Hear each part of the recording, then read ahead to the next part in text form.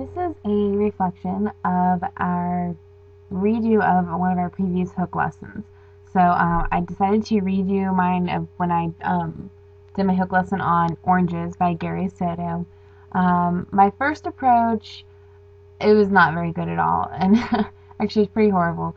So with this one, I really wanted to try and embody Beers and Atwell's way of thinking where, it's a class-led discussion as opposed to, a teacher-led discussion. So I realize now after watching this video that the kids didn't really get to talk until like a minute 15 into that.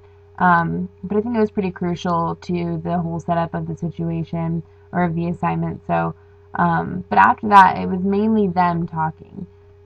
So what I decided to do is I wanted people to think about the different things that people bring to poetry.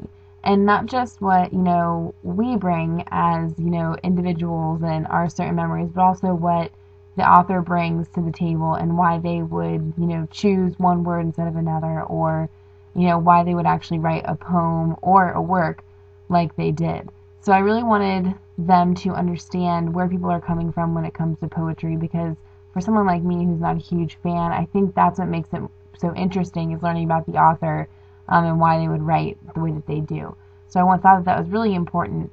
So I thought that my best way of figuring out, how to teach this is, I like the phrase unpacking, like you unpack the poem. And so I was thinking, okay, well, what are some other things that you unpack? So I wanted to try and, tie in, it's freezing outside, let's go on a field trip, to the beach, and you're unpacking your bag, and what do you have?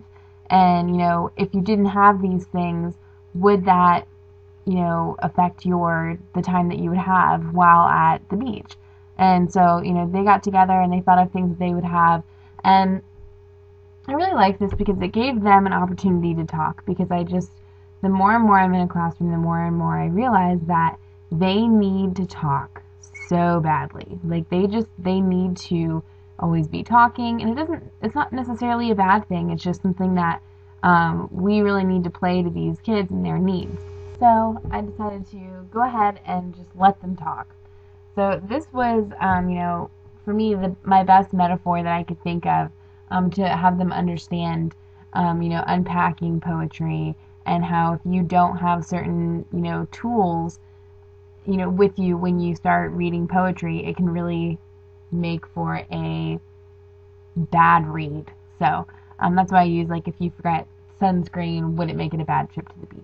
So overall, I think it was a pretty decent hook lesson. Some things that I would have liked to have done, I would have liked to tell them what we were doing at the beginning of the lesson.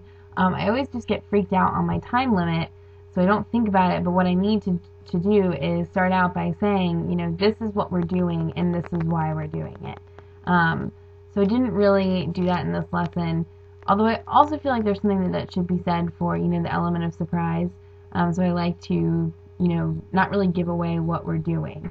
But I would have liked to kind of give them a little heads up on, where the lesson was going. And then also, I kind of jumped around towards the end and said, okay, you ready to read this poem? When instead, we should have made, an inventory of what the students bring to poetry. How I said, I'm a female and I am, this, that, and the other, and that's what I bring, and these are the things that I need to realize when I'm reading any type of, written work.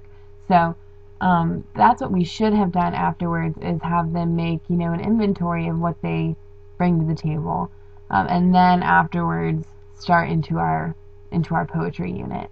And even after that, or even before that, it would have maybe been appropriate to talk about Gary Soto's life, and then move on to Oranges. But with the time allotted, I did really like the lesson.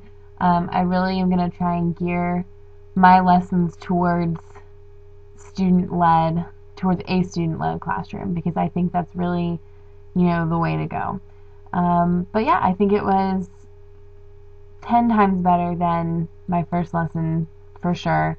And I'm actually really excited to start getting hook lessons going in the classroom for my student teaching. So that's it.